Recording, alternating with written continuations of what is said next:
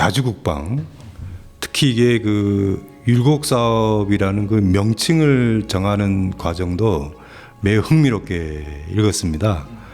자주국방 전략인 율곡 사업을 추진하는 과정이라는 게 순탄치 않았구나. 많은 사람들을 이제 이해를 시키면서 추진을 하셨던데요. 매우 흥미롭게 읽었습니다. 조금 소개해 주면 좋을 것 같습니다.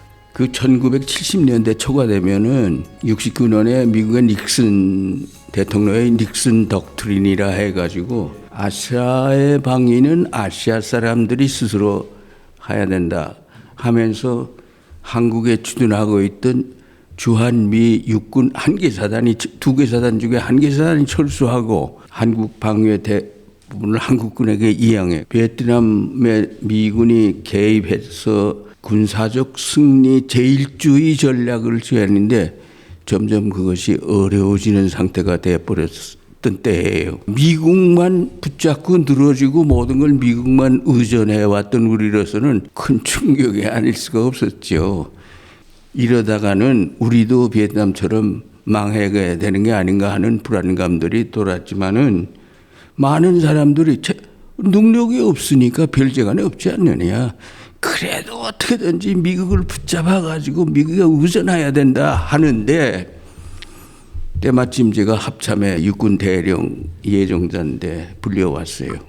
딱 한 사람 불려왔는데 그때까지만 해도 합참은 할 일이 없던데요. 양로원이라고 그랬어요. 왜 그러냐면 미국이 전부 전략 뭐 계획 세우고 지원해주고 하는데 합참은 할 게 없거든요. 그 집회이나 하는 것이. 제가 안 가려고 그랬는데 가보니까 새로 부임한 합참본부장 이병형 장군이 그럼에도 불구하고 자주국방을 위한 준비를 해나가야 되겠다.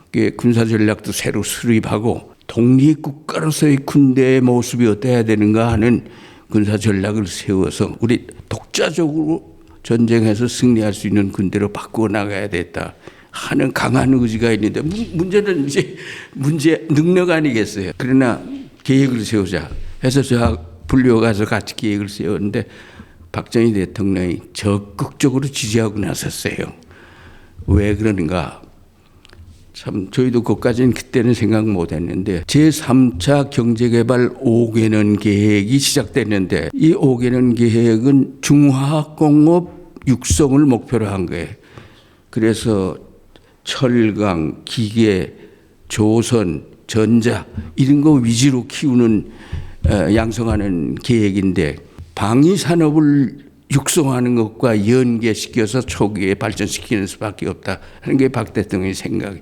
근데 그게 맞아떨어진 거예요. 잘 생각했다. 그렇게 돼야 된다. 그래야 이 경제개발 계획도 성공한다. 해서 뭐 굉장한 찬사를 받으면서 이제 신나게 계획을 하게 되는데 제가 율곡 선생을 기념하는 위해서 율곡 계획으로 그 이름을 제시했죠. 그래서 아주 대단히 좋다고들 다 지지하고 이랬었는데 그때 그렇게 시작했는데 예산이 없잖아요. 부족하잖아요.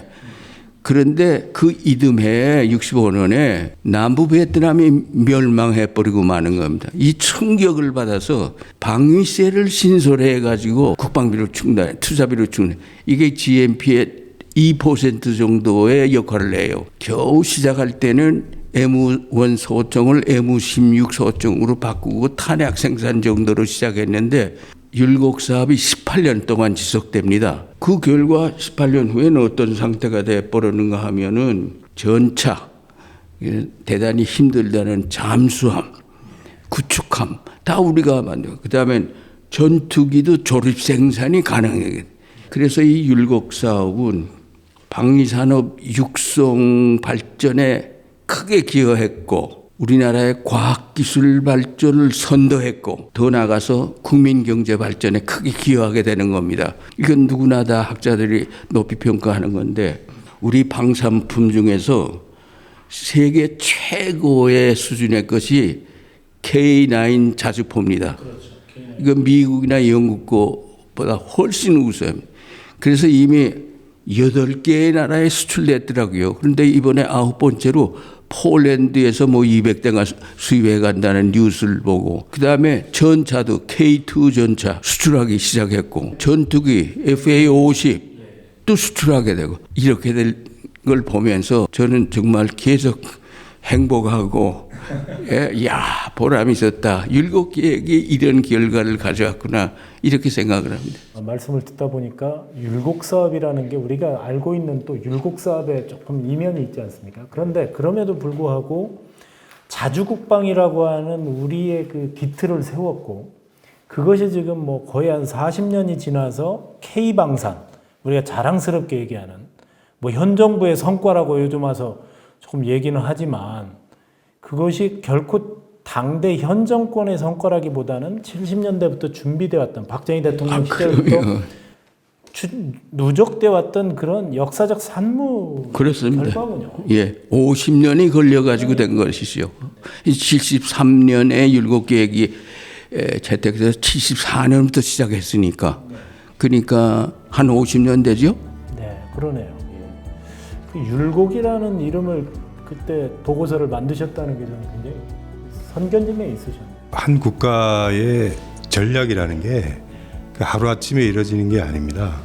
그래서 우리가 사실은 중장기 전략이라는 게 굉장히 필요한데 이제 그런 차원에서 보면은 율곡 사업에 대해서 다양한 평가들이 있지만 그럼에도 불구하고 아주 오랫동안 정말 장기적인 시각을 갖고 추진한 것이고 그것이 이제 시간이 누적이 되면서 성과가 나타나고 있는 게 아닌가 하는 생각이 듭니다.